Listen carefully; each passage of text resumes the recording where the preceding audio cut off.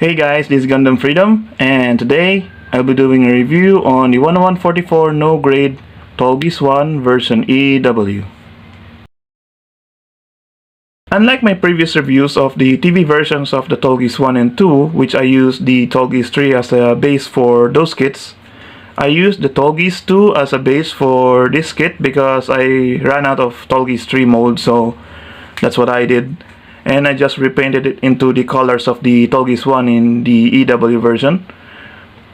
As for stickers, I didn't use any of the stickers because the Tallgeese 2 comes with the blue stickers everywhere, so I didn't use those, and what I did is just painted all of the details that needed to be stickers. As for colors, all of the supposed to be black parts on the Tallgeese 1 TV version were now changed into lighter gray, besides the feet.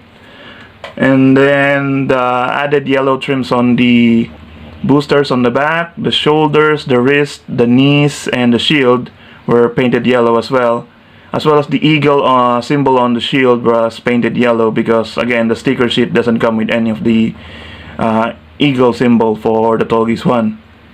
And then I also added some other miscellaneous details like the gray square parts on the shield, the inner part of the shield, and then some of the vents on the legs, the circular parts on the feet, and the mohawk I painted red and light gray.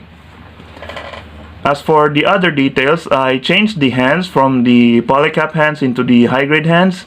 What I did is I just added some plastic plates on the wrist area so that it can fit a smaller ball joint because the high grade hands have smaller ball joints unlike the polycap hands. And I also changed the dauber gun into a 3D printed dauber gun just like what I did on the Tallgeese 1 and 2 TV versions because the included no grade dauber gun is very thin and not that detailed, so I decided to just change it. And I think that's it for details. Oh, and one more thing, I also relocated the boosters on the back. Unlike originally it was attached on the shoulders, so I did the same technique that I did for the TV versions of the Tallgeese 1 and 2 on this kit. First off is the shield. So it's the normal circle shield for the Tallgeese 1.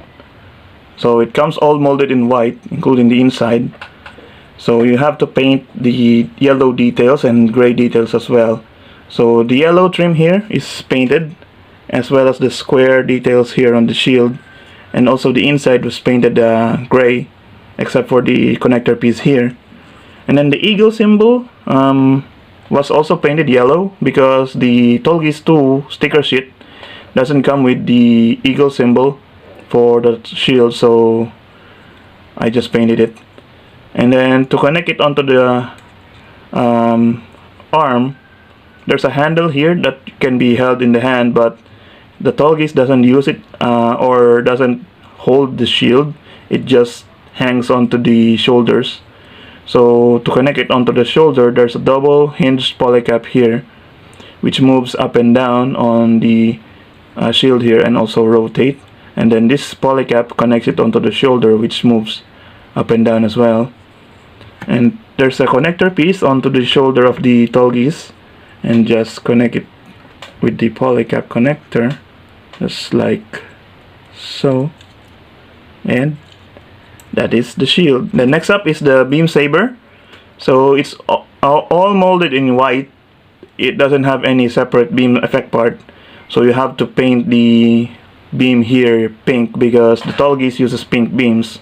And to attach it onto the hand, if I use the original polycap hands, you can just slide the handle onto the polycap, but since I changed the hands into the high grade hands, which it only comes with one pair because I couldn't find any other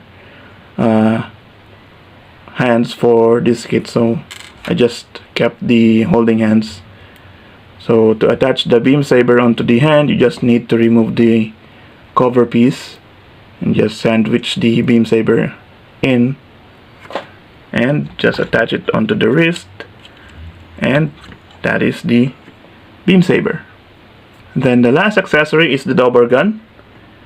This is originally a 3D printed dauber gun because I didn't use the no-grade dauber gun that comes with the kit because it's not that detailed and it's a bit thin and not that menacing, unlike the 3D printed dauber gun, which is much thicker and looks scarier than the no-grade dauber gun.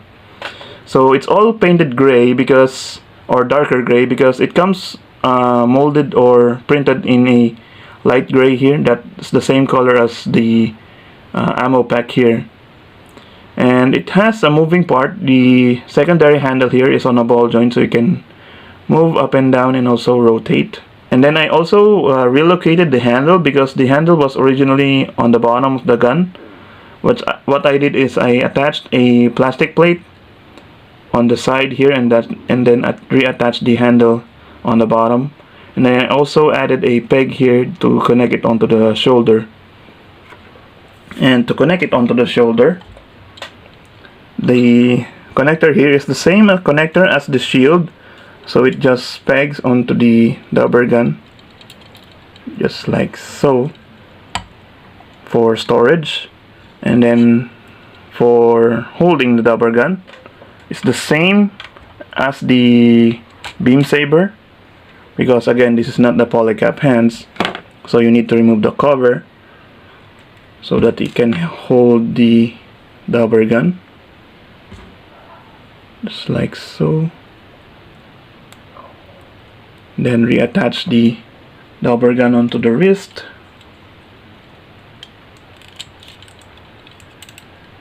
And there's the dauber gun being held by a Tallgeese.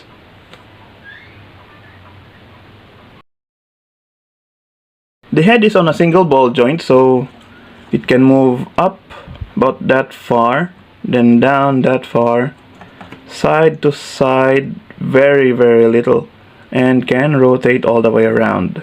The shoulders, they're on a simple peg from the body here, so they can rotate all the way around, and then they can go up about that far. The shoulder armor is separate from the shoulder, so it can move that far. Then there's no bicep swivel. It's a single polycap hinge on the elbow, so it can bend about that far, and then can also rotate. And then the wrist is on a ball joint, so it can rotate and wiggle around. The waist doesn't have any moving parts on the upper body here, unlike the Tallgeese 3, so it's stationary. It doesn't have any forward or back and side to side movement, but it has a peg from the waist up to the lower torso, so it can rotate about that far, because it hits the back skirt here on the back when it's rotating, so it cannot rotate that much further than this. Then the waist, there's no front skirt armor, so it's on a ball joint, so the legs can go up about that far, then go back about that far, out that far, and also there's a bit of forward and back from the ball joint. Then the side skirts, which are attached onto the leg here, can rotate just a little bit. Then the double jointed knee can bend about that far. That's it, because again this is a no grade. And then the foot is on a ball joint, so it can go up about that far, down that far, side to side, and also rotate that far. As for the backpack, it's on a hinge here, so it can move up and down. And then there's a ball joint here on the thruster, which lets it move up and down and also in and out. And then the thruster pod itself, the fins here can move out, and then pull the fin here to open up the thruster pod here on the side, and then open up this side as well.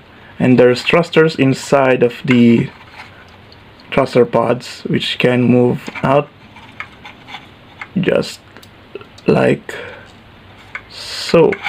So both thruster pods can do that. here is the Tallgeese 1 EW next to the Tallgeese 1 TV version. And as you can see, the only difference is the color scheme.